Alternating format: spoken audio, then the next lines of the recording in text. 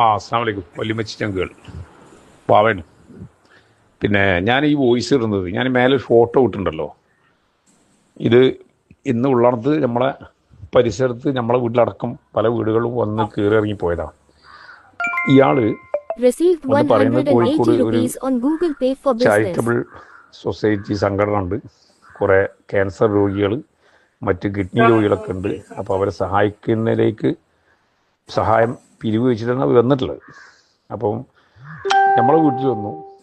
അപ്പോൾ നമ്മളെ കുടുംബത്തിൽ എന്തെങ്കിലും ബുദ്ധിമുട്ടുകളും പിന്നെ പ്രയാസങ്ങളുള്ള ആളുകളെ സഹായിക്കുക, അല്ലാതെ നാട്ടിൽ മുഴുവൻ നമുക്ക് ആർക്കും സഹായിക്കാൻ പറ്റില്ല. അതിൽ സാമ്പത്തികം നമുക്ക് ഇല്ലേನು ആ കാര്യം പറഞ്ഞാണ്ട് പിന്നെ പെണ്ണുങ്ങൾ പറഞ്ഞു വിട്ടു.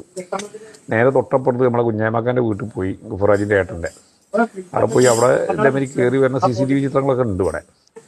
അങ്ങനെ അയാൾ വന്ന് കയറി നോക്കി, ഒന്നുമില്ലാതെ തിരിച്ചു പോയി. തൊട്ടപ്പുറത്ത് കുഞ്ഞാമാക്കാൻ്റെ മകൻ്റെ വീട് പണി നടക്കുന്നുണ്ട്. ആ വീട് പണി നടക്കുന്ന വീട്ടിലേക്കാണ് കയറിപ്പോയി. എന്നിട്ട് അതിൻ്റെ ഉള്ളിൽ കയറിയിട്ട് മൂപ്പര് വാർപ്പേരെ കമ്പി, പിന്നെ വയറിങ്ങേര് എടുത്തുവെച്ച വയറുകൾ, അങ്ങനെ എന്തൊക്കെയോ സാധനങ്ങൾ, കുറേ സാധനങ്ങളിലൂടി സ്കൂട്ടറിൽ കയറ്റിയിട്ട് മൂപ്പര് വിട്ടു. അപ്പം എനിക്ക് ഡൗട്ട് തോന്നി, ആരെ പറഞ്ഞില്ല ഇങ്ങനെ വീട്ടിൽ കയറി ഇറങ്ങേണ്ടത്.